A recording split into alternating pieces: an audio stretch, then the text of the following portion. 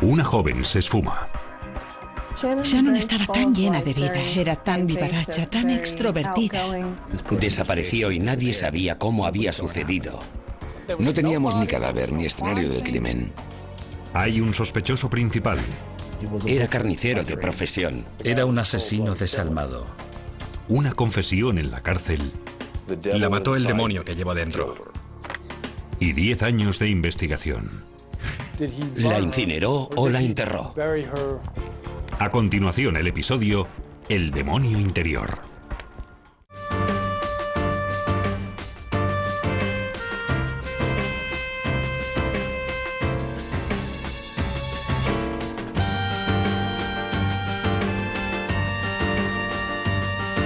Crímenes imperfectos, historias criminales, El demonio interior. Sábado por la mañana del 26 de marzo de 1994 en Atlanta. Shannon Melendi, de 19 años, está trabajando en un club de campo local. Trabajaba en un lugar llamado Club de Campo de Softball en Decatur. Y aquel día estaba encargada del marcador en un torneo de softball que se celebraba en el club. El club está muy concurrido. Se celebran allí 6 partidos a la vez. Sería un día largo. Estaba prevista una jornada de 14 horas. Shannon, estudiante de segundo curso en la universidad, está encargada del marcador en el campo número 1. Su partido es uno de los primeros en terminar. Uno de los equipos pegó tal paliza al otro que el partido terminó muy pronto, de manera que Shannon dispuso de tiempo para almorzar. Shannon se marcha del campo hacia las 12 del mediodía. Cuando empieza su siguiente partido, a la 1, no hay ni rastro de ella. El supervisor de Shannon sabía que aquello no era en absoluto normal en ella. Si se retrasaba, aunque solo fueran unos minutos, llamaba siempre al club. Era una chica sumamente puntual. Al final de la jornada, Shannon sigue sin regresar. Su supervisor llama a las compañeras de habitación. Supusieron que se había ido con algún amigo o que pasaría la noche fuera. Pero cuando sigue sin aparecer a la mañana siguiente, sus compañeras empiezan a preocuparse. La llamé, le dejé un mensaje. No me devolvió la llamada. Volví a llamar, dejé otro mensaje, no contestó. No sabía nada de ella. Entonces empecé a preocuparme. Me extrañaba tanto que no me hubiera contestado. Aunque estuviera trabajando, siempre me llamaba desde su trabajo. Sus amigos van al club de softball en busca del coche de Shannon. Sus compañeras encontraron el coche aparcado al lado de un supermercado justo enfrente del club de softball. Estuvimos todas buscando y encontramos su coche en una gasolinera. El coche de Shannon estaba allí, pero bastante mal aparcado, como si estuviera a punto de salir del aparcamiento. Una de sus amigas entra en el supermercado. Shannon no está allí y nadie la ha visto. Otra chica abre la puerta del coche y se da cuenta al momento de que ha pasado algo grave, porque las llaves de Shannon todavía están en el coche y las puertas no están cerradas. Ella apreciaba mucho aquel coche. No lo habría dejado abierto y sobre todo no habría dejado las llaves en el arranque. Asustadas, llaman a la policía. Llamaron a la policía y les pidieron que acudieran porque había desaparecido una persona. En cuanto llegan, los agentes investigan el interior del coche. No había rastro de sangre, nada estaba roto, las llaves estaban allí. Nada indicaba de entrada que hubiera sucedido algo grave. Sin indicios de que se haya producido un crimen, los agentes tranquilizan a las chicas. Trataron aquello como si fuera simplemente una estudiante que había decidido echarse una juerga, una cana al aire.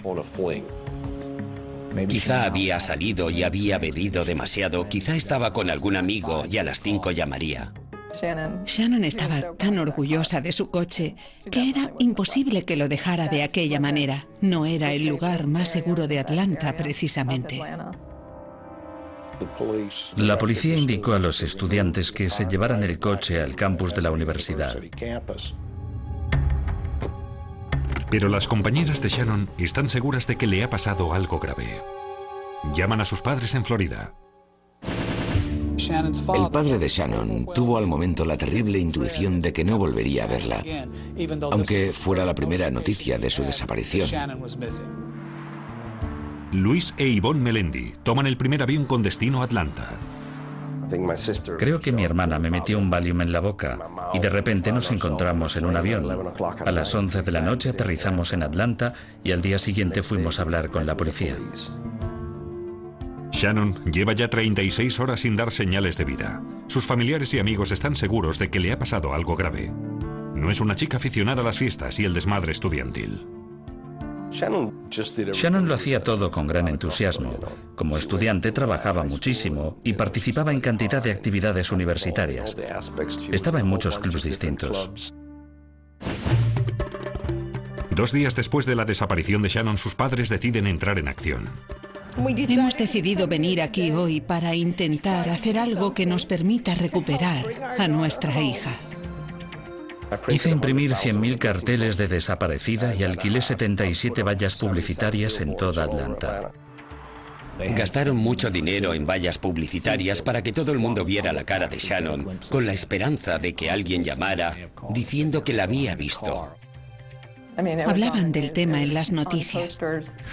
Los pósters con su cara estaban por todas partes. No podías entrar en una tienda o restaurante de la zona sin ver uno de esos pósters. La familia ofrecía una recompensa de $10.000 por cualquier información que permitiera localizar a Shannon. Tras 4 días sin respuesta, los amigos de Shannon dan un paso extraordinario. Pidieron ayuda personalmente al expresidente Jimmy Carter. El fiscal general de Estados Unidos solicitó al FBI que investigara la desaparición de Shannon Melendi. El FBI acude en ayuda de la policía local. La investigación de la desaparición de Shannon Melendi empieza de verdad. Creo que todo el mundo estaba muy motivado. Los investigadores estaban decididos a averiguar qué le había ocurrido a esta joven y hermosa estudiante. Lo primero que hicieron fue interrogar a todos los participantes en el torneo. Eran casi 600 personas en 55 equipos. Un equipo de agentes del FBI y 30 agentes de la policía se unen a la investigación. Entrevistaron a todas las personas del club que hubieran podido entrar en contacto con ella y a todas sus amigas del campus. Además, el FBI da un paso extraordinario. 9 o 10 días después de su desaparición, el FBI publicó un artículo en un periódico especificando la ropa que llevaba puesta. Según este artículo, Shannon llevaba unos shorts deportivos de color verde. En realidad, los shorts que llevaba eran azules. La descripción de sus shorts era voluntariamente incorrecta. El artículo tenía el objetivo de provocar una respuesta de la persona que había secuestrado a Shannon o que sabía dónde estaba la chica, y así fue. Consiguió que aquel hombre llamara a un centro de operaciones para corregir el dato. La estremecedora llamada entra en una línea caliente establecida en la universidad. El comunicante dijo que los shorts que llevaba Shannon no eran del color que había aparecido en el artículo. Dice que Shannon llevaba unos shorts azules. El detalle basta para convencer a los investigadores de que el hombre al otro lado de la línea sabe dónde está Shannon. La mujer que recibió la llamada avisó de inmediato a la policía. La policía y el FBI pudieron localizar aquella llamada realizada desde un Burger King en McDonough, a unos 35 kilómetros al sur de Atlanta. Los detectives corren hacia la cabina telefónica. La investigación tomará entonces un terrorífico derrotero. Un derrotero que culminará con un horrible descubrimiento. 11 días después de la desaparición de Shannon, la línea caliente especial en la universidad recibe una llamada. El FBI averiguó, gracias al número, que la llamada había sido realizada desde un Burger King cerca de Rex, Georgia. La voz de un hombre dijo: "Tengo a Shannon. Se encuentra bien. Echa de menos a su familia. Y para demostraros que no miento y que la tengo de verdad, tengo el anillo que le regaló su tía".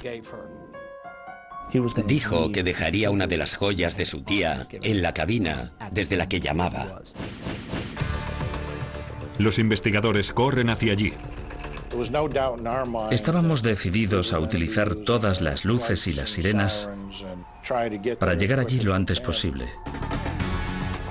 Llegaron a la cabina y montaron un dispositivo de vigilancia.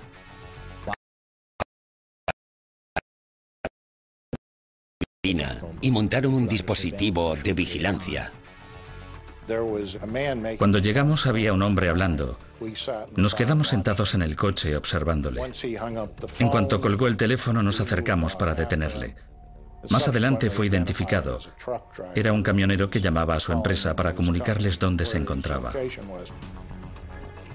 El camionero queda inmediatamente descartado como posible sospechoso. Los investigadores se acercan a la cabina. Asumí la responsabilidad de asegurarme de que nadie más utilizara aquel teléfono antes de que el FBI investigara su contenido, sacara las huellas dactilares y buscara cualquier tipo de pista. En efecto, al lado de la cabina hay un paquete. En el suelo vimos algo. Parecía un desperdicio, pero en realidad era una bolsita de tela envuelta con cantidad de cinta adhesiva. Abrí la bolsita y allí estaba el anillo. No llevaba nada grabado, ni un nombre, ni una fecha, ningún tipo de señal distintiva. Luis e Yvonne Melendi examinan el anillo. Nos preguntó, ¿es el anillo de Shannon? Le contesté que sí. Era un anillo bastante especial. Sabía que era su anillo y mi mujer y yo dijimos que sí al mismo tiempo. Yo me sentí esperanzada porque pensé que si habían encontrado su anillo, entonces también la encontrarían a ella. Sabíamos que aquella persona conocía el paradero de Shannon y tenía algo que ver con su desaparición. Shannon es muy popular y extrovertida. Estaba tan llena de vida, muy vivaracha, muy extrovertida, muy entusiasta, muy alegre, muy confiada. Tenía una personalidad muy fuerte. Quiero decir, tenía muchas cualidades que yo no tengo y que me gustaría tener. O sea que la admiraba mucho. Nos encantan los barcos y el esquí acuático. Cuando Shannon tenía 12 años ya sabía pilotar como un adulto. Era una chica muy responsable al timón y le encantaban los deportes acuáticos. Le encantaba el esquí acuático y tenía una moto acuática. Jugaba al fútbol y era corredora de cross. La aparición del anillo da a los Melendi un atisbo de esperanza. Fue la primera vez que tuvimos cierta esperanza de que quizá la hubieran secuestrado por dinero. Porque no se me ocurría por qué otro motivo podían haberla secuestrado. Entonces pensaron que Shannon seguía viva y que podrían recuperarla.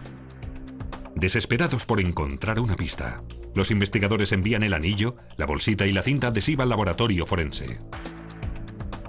Por desgracia, el anillo no tenía ningún valor forense. No se encontró indicio alguno. No presentaba nada que pudiera orientarles en una nueva dirección para determinar quién podía ser el secuestrador.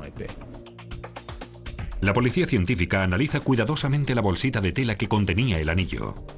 Era el tipo de bolsa que utilizan los mecánicos. Los mecánicos, cuando están reparando un carburador o desmontando algún elemento del motor, utilizan estas bolsas para guardar todas las piezas, para que no se pierdan ni se dispersen.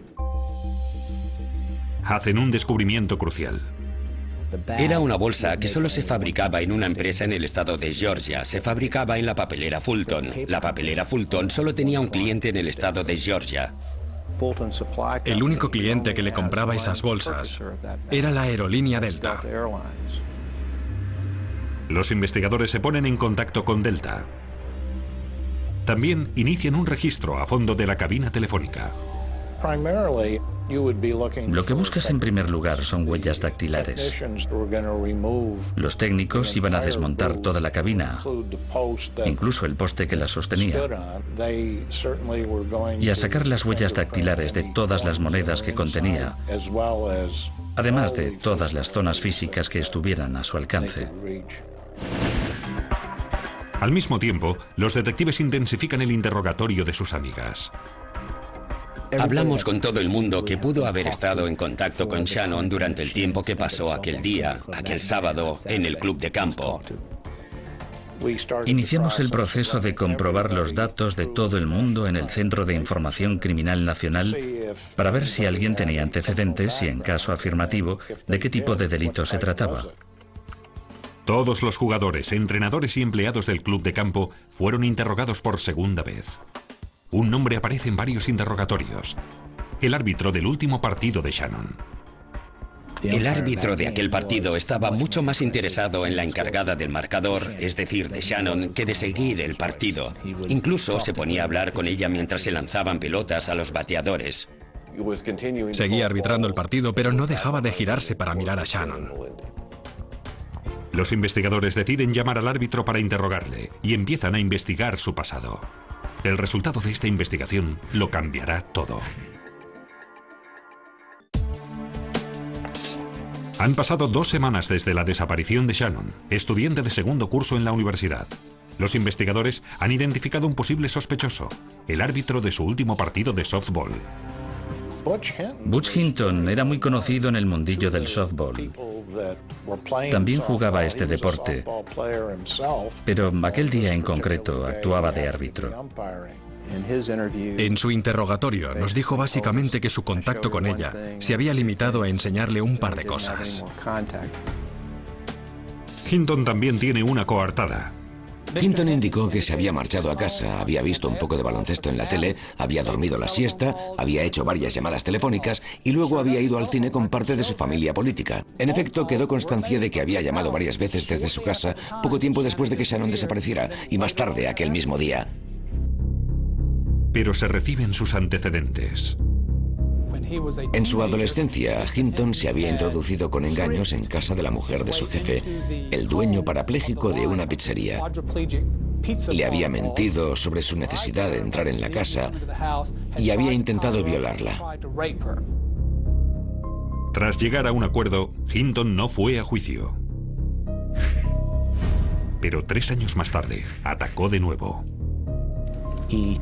Secuestró a una niña de 14 años, la envolvió en una alfombra, se la llevó a su casa y la ató en el sótano. Ante sus gritos, la mujer embarazada de Butch bajó y la encontró. Hinton fue condenado a 16 meses de cárcel por abusos sexuales. Pero todavía se disparan más alarmas cuando los investigadores descubren dónde trabaja Hinton. El señor Hinton era un empleado de Delta en Atlanta, en el Centro de Operaciones Técnicas. Entrevisté a uno de los empleados de Delta y me señaló el lugar donde trabajaba Butch Hinton. Y eché una ojeada a su mesa de trabajo. Justo encima había una caja, del tamaño de una caja de Kleenex, que estaba llena del mismo tipo de bolsitas, como la que había contenido el anillo. El agente especial Grogan recoge varias bolsitas y otros objetos que más tarde serán cruciales. También me llevé varios rollos de cinta adhesiva, que también estaban a un lado en la mesa de trabajo. Las pruebas se envían al laboratorio forense. Los investigadores están ya seguros de que Butch Hinton está involucrado en la desaparición de Shannon. Estaba su comportamiento poco habitual, como les habían indicado los jugadores de softball. Estaban sus delitos sexuales previos y ahora la prueba de que tenía acceso a lo que parecía ser el mismo tipo de bolsa. Pero los investigadores no pueden probar que se haya cometido un crimen. Desesperados solicitan una orden de registro para entrar en casa de Hinton. Recogen allí cualquier cosa que pueda relacionarle con Shannon. La policía y el FBI recuperaron varios rollos de cinta adhesiva y un trozo de cinta en su casa. También ejecutaron una orden de registro en su coche y encontraron otro trozo de cinta adhesiva en el suelo, justo al lado del asiento del conductor. También excavan en el jardín de Hinton. En el patio trasero hay varios fosos para fogatas. En uno de ellos, los investigadores hacen un extraño descubrimiento. Lo más extraño que encontramos en el patio trasero fueron varias prendas de mujer de talla pequeña, blusas y suéteres. ¿Quién tiene ropa de mujer enterrada en el patio trasero? No era ropa que pudiera pertenecer a su mujer. Eran artículos de talla muy pequeña. Por inquietante y sospechoso que sea, el misterioso descubrimiento no es lo que los investigadores andan buscando. Esperábamos encontrar algo, la presencia de Shannon, por terrible que hubiera sido la confirmación, pero no encontramos nada que pudiéramos relacionar con ella, de manera que fue muy frustrante. El resultado de los análisis forenses de la cabina son decepcionantes. Las huellas dactilares de Hinton no aparecen en ninguna moneda ni en la cabina. Los investigadores intentan apretarle las clavijas. Conducido a las oficinas del FBI, Butch Hinton fue sometido a una prueba del polígrafo que tardó unas 15 horas en completar. Y a pesar de todo ese tiempo, resultó que no había superado la prueba. Los investigadores tienen las manos atadas. Sin una confesión ni prueba incriminatoria alguna, no tienen ninguna justificación para retenerle. Sabíamos que era él, pero no conseguíamos encontrar a Shannon y tampoco teníamos pruebas para inculparle. Nadie sabía qué había sido de Shannon. No había pruebas de que hubiera sido secuestrada por Hinton. Era frustrante porque aquella chica había desaparecido y nadie sabía cómo. Durante los 5 meses siguientes, los detectives siguen todas las pistas disponibles, pero sin avances significativos. Pero el 8 de septiembre de 1994, la investigación da un giro inesperado. Se declaró un incendio en casa de Butch y gran parte del edificio quedó destruido. Por teléfono había dicho que el fuego era afuera, en el porche, y que acababa de iniciarse. Por suerte, había un camión de los bomberos bastante cerca de su casa. Oyeron la llamada al 911 y respondieron al momento. Los bomberos llegaron a la casa en 3 minutos. Cuando llegaron allí, se encontraron con la casa envuelta en llamas, algo que les pareció bastante raro. Los investigadores interrogaron a Hinton sobre el incendio. Dijo que había sacado el aspirador para aspirar, pero de repente había decidido llamar por el móvil. Y según él, el aspirador empezó a echar chispas. Lo sacó por la puerta de atrás y llamó a los bomberos. Butch reclamó luego al seguro de la casa. Pero los expertos encontraron pruebas entre el amasijo calcinado de que Hinton había utilizado un acelerante para extender y avivar el fuego. Para la fiscalía es un caso evidente de incendio provocado. La investigación del secuestro estaba paralizada. La investigación del incendio provocado era muy sencilla, por lo que iniciamos los trámites para juzgarle por incendio provocado. A principios del año 1996 fue declarado culpable y condenado a 10 años de cárcel. Los investigadores pueden consolarse al menos con el hecho de que el supuesto secuestrador de Shannon ya no anda suelto. Sabíamos por sus antecedentes que era un delincuente sexual, que era una persona peligrosa, y si no le deteníamos de una forma u otra, todo indicaba que seguiría delinquiendo. Con Hinton en la cárcel y más de un año transcurrido desde la desaparición de Shannon, la esperanza de encontrarla con vida se va desvaneciendo. Había pasado ya mucho tiempo. Es evidente que Shannon no está escondiéndose en alguna parte. Ha desaparecido. Ha muerto. No tardé en darme cuenta de que aquel hombre era un psicópata y que Shannon estaba muerta. Supongo que en algún momento abandonas toda esperanza, por mucho que quieras seguir creyendo que está viva y bien. En algún momento tienes que darte cuenta de que eso ya no es posible. Los investigadores formulan teorías sobre los motivos para provocar el incendio. Según una de las teorías, se sentía muy presionado a causa de la investigación sobre la desaparición de Shannon. Había perdido su trabajo en Delta y otro posterior en McDonald's. Creo que en aquel momento estaba sin trabajo y solo quería una excusa para marcharse de la ciudad. Pero otros creen que tuvo un motivo más siniestro. La había asesinado en su casa y todavía quedaba alguna prueba y le preocupaba que pudiéramos encontrarla. Con el tiempo, el caso vuelve a paralizarse. Años más tarde, una espeluznante confesión carcelaria sorprende a los detectives y da por fin un nuevo impulso a la investigación. Los investigadores de Atlanta creen que Butch Hinton secuestró y asesinó a Shannon Melendi. Pero, incapaces de encontrar el cadáver de la muchacha desaparecida o de establecer el lugar y la forma en que cometió el crimen, no pueden hacer nada. Había tenido la oportunidad, el móvil. Sus antecedentes indicaban que era precisamente el tipo de persona capaz de hacer algo así. Y nosotros sabíamos que lo había hecho. Pero cuando Hinton es encarcelado por provocar el incendio, la investigación entra en punto muerto.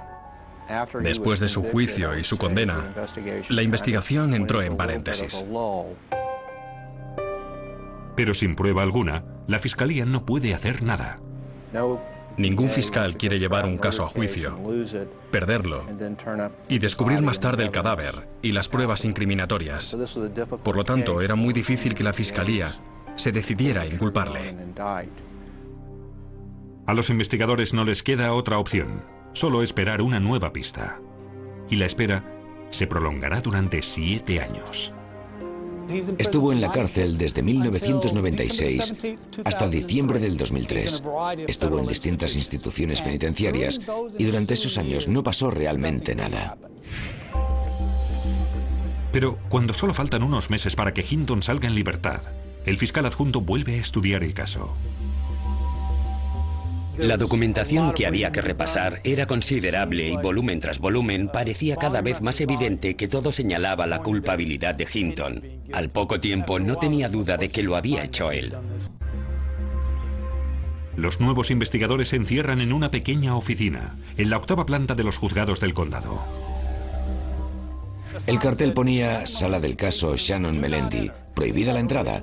Teníamos allí pruebas originales, fotos, declaraciones originales, ropa, mucho material. El equipo se enfrenta a una dura batalla. Han pasado 10 años y siguen con el mismo problema que paralizó la primera investigación.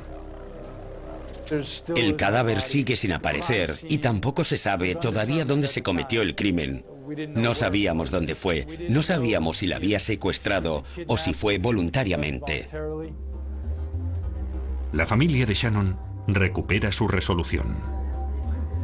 Cuando recibí aquella llamada telefónica, aquello fue algo increíble, porque no me esperaba en absoluto nada semejante.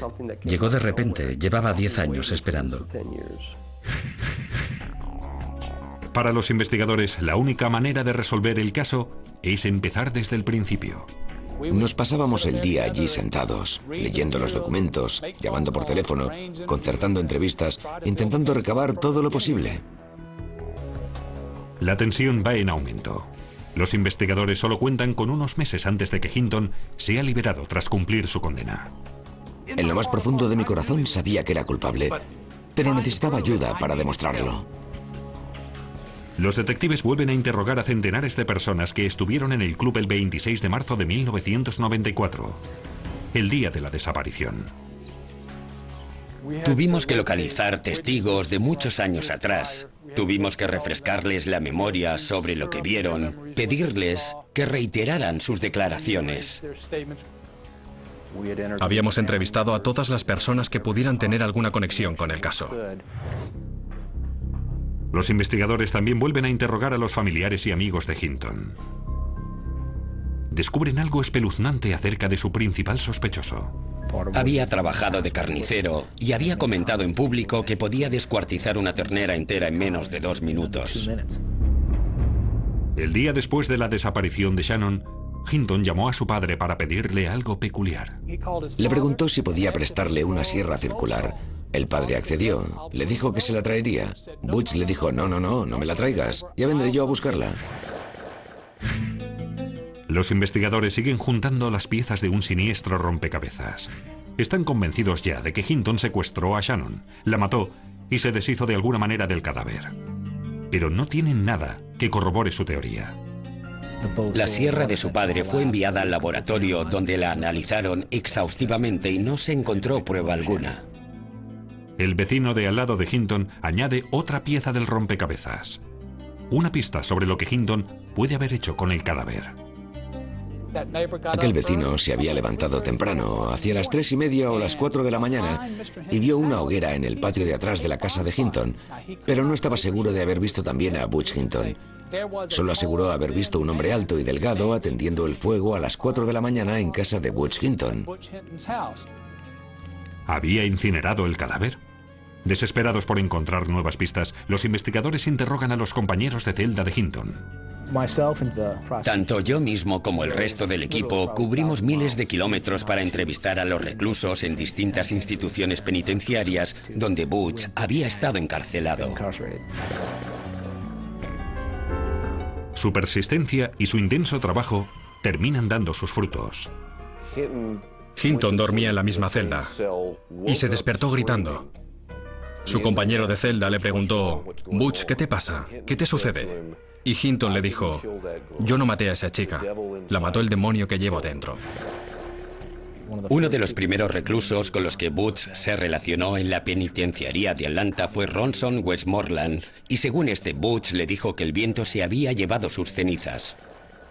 Este dato corroboró nuestra teoría de que la había incinerado en su patio de atrás, donde hacía fogatas. Los investigadores saben lo que ocurrió, pero siguen sin pruebas sólidas. Deciden dar un nuevo enfoque a la investigación. Las ciencias forenses habían cambiado mucho. Quizá hubiera algún sistema que nos ayudara a detener al asesino. Envían de nuevo al laboratorio el anillo de Shannon, la bolsita donde estaba y la cinta adhesiva recogida por el agente Grogan para que sean reanalizados. Esta vez, cuando se reciben los resultados, la microtecnología del siglo XXI revela de golpe todo lo ocurrido. En el verano de 2004, la investigación del asesinato de Sharon Melendi empieza por fin a avanzar. Los detectives han obtenido nuevas informaciones de los compañeros de celda de Hinton, informaciones que indican su culpabilidad. Si juntabas todas esas declaraciones, estaba bastante claro. No era una confesión, pero sí un reconocimiento por parte de Hinton. Los investigadores, sin embargo, siguen buscando algo concreto. Vuelven a enviar la bolsita del anillo y la cinta adhesiva a un laboratorio privado para investigarlo. Yo creía saber la verdad sobre este caso. Y si estaba en lo cierto, aquellas pruebas físicas apoyarían mi teoría. Esta vez, los asesores científicos de MVA utilizan tecnología punta para analizar las pruebas. Empezamos a examinar las pruebas con microscopio de luz. Las estudiamos a través de un microscopio estéreo y un microscopio de luz polarizada, para observar su aspecto, para medir sus propiedades ópticas y obtener sus dimensiones. Primero, analizan la bolsita. Analizamos el tejido de la tela. Estudiamos los cordones, los colores. También analizamos la fibra mediante un microscopio de luz polarizada. Los nuevos análisis de la bolsita confirman los resultados del laboratorio de 1994. Pero cuando los científicos de MVA examinan la cinta adhesiva, dan por fin con la clave. Nos habían entregado varias muestras de la cinta adhesiva. Algunas sirvieron para envolver la bolsa con el anillo encontrada en la cabina telefónica. Otras estaban en el coche de Hinton y otras en su casa. Esta vez, los especialistas forenses dan con un indicio irrefutable. A gran aumento, pudimos ver ciertas partículas metálicas pegadas en las superficies de la cinta. Encontramos una aleación de tungsteno y cobalto que no había observado en ninguna otra muestra ambiental sometida a análisis. Era una combinación utilizada exclusivamente en la industria aeronáutica. Los investigadores ya tienen una coincidencia. Las partículas de metal procedentes de la mesa de Hinton aparecen en las 3 muestras de cinta, la que sirvió para pegar la bolsita con el anillo y la que se encontró en su coche. Fue un momento increíble, dijimos, ya le tenemos. Fue muy emocionante porque vimos claramente que había una conexión entre las cintas recuperadas en la cabina telefónica y las que estaban en su posesión. Los investigadores ya tienen la prueba que necesitaban para inculpar a Butch Hinton. Le detienen el 30 de agosto de 2004. Me acerqué por un lado, Joe por el otro. Le hicimos salir y le dije: señor Hinton, soy el detective Fonseca. Queda usted detenido por el asesinato de Shannon Melendi. Pero por muy seguros que estén, la fiscalía todavía tendrá que librar una dura batalla ante el tribunal. No teníamos el cadáver de la víctima, ni sabíamos dónde se había cometido el crimen, y tampoco podíamos estar seguros de cómo lo había hecho. Por eso era un caso único. Mientras la fiscalía prepara la acusación, nadie puede estar preparado para el escalofriante testimonio de los testigos, ni para la revelación final de Butch Hinton. Atlanta, agosto de 2005. 11 años después de la desaparición de la estudiante de segundo año en la universidad, Shannon Melendi, Butch Hinton comparece ante un juez acusado de su secuestro y asesinato. Pero sin el cadáver ni el escenario del crimen, la acusación no solicita la pena capital. En Georgia, para pedir la pena capital, debes demostrar circunstancias agravantes. Y como no sabíamos exactamente cómo había sido asesinada, no podíamos pedirle al jurado que condenara a muerte a esa persona. Al renunciar a la pena capital, resultaría más fácil declararle culpable. No necesitábamos demostrar dónde ni cómo se había producido el crimen, solo que se había cometido. Los compañeros de celda de Hinton también suben al estrado. Uno de ellos declara que Hinton había dicho estar poseído por el demonio. Todo se centró en esta declaración. Yo no maté a esa chica, la mató el demonio que llevo dentro. De aquella manera, Butch Hinton intentaba librarse de cualquier responsabilidad por todos sus crímenes, todos los actos horribles que había cometido en su vida. Pruebas tan contundentes. La defensa del acusado ataca la personalidad de Shannon Melendi. Su estrategia consistía en decir que si Shannon había fumado marihuana, si Shannon había ido a fiestas y consumido alcohol, si Shannon había hecho ese tipo de cosas, entonces quizá cabía la posibilidad de que lo hubiera hecho otra persona y no Butch Hinton. Tras 5 semanas de juicio, tras 150 testigos y 300 pruebas, el caso queda en manos del jurado. Tras 9 horas de deliberación, el jurado regresa a la sala con su veredicto. Todo iba a cámara lenta. El presidente del jurado se levantó y entregó su veredicto. Escuché lo que decía. El jurado encuentra al acusado Butch Hinton culpable. Gracias a Dios por la cinta adhesiva y gracias a Dios por la persistencia de la policía, por los forenses, por John Petrie y por el equipo de la acusación. Gracias a Dios por personas como Joe Fonseca. No se limitó a estar allí durante 3 semanas. Llevaba años trabajando en este caso, aunque estuviera paralizado. La sentencia llega tan solo 1 hora después del veredicto. Este tribunal condena al acusado, convicto de asesinato, a cadena perpetua. Solo podía ser condenado a cadena perpetua porque no teníamos ni el cadáver ni el escenario del crimen, pero por lo menos fue condenado a perpetua. Pero todavía no han terminado las revelaciones. 10 meses más tarde, cuando la apelación final de Hinton es rechazada, el asesino confiesa los detalles del secuestro y asesinato de Shannon.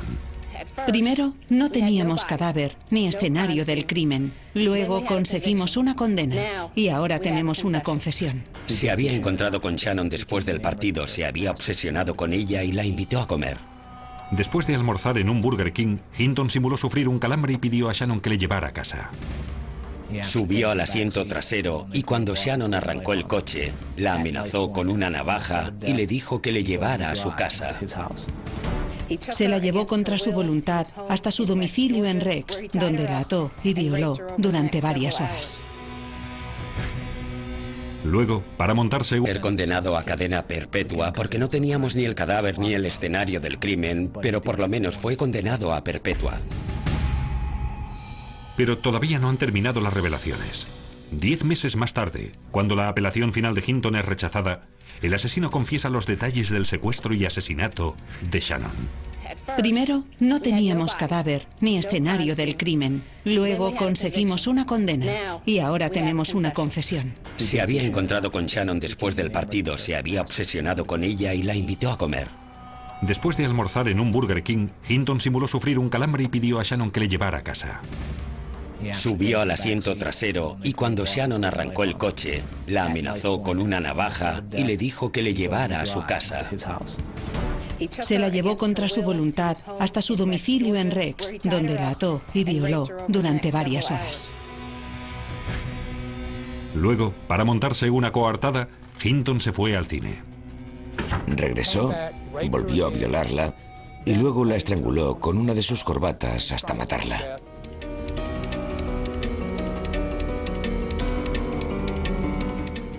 Se deshizo del cadáver incinerándolo en las fogatas de su patio trasero.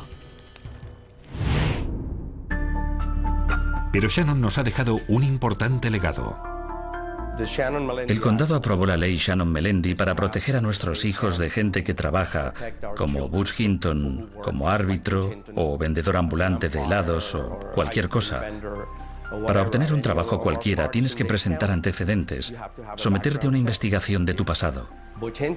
Si así hubiera sido con Hinton, jamás habría podido trabajar cerca de la universidad y probablemente tampoco le habrían dado trabajo en Delta. Los restos mortales de Shannon no han podido recuperarse y los investigadores se enfrentan con la posibilidad de que no haya sido la única víctima. No sé si descubriremos cuántas mujeres fueron víctimas de Butch. Pero sí estoy seguro de que Butch Hinton no volverá a ver la luz del día nunca más.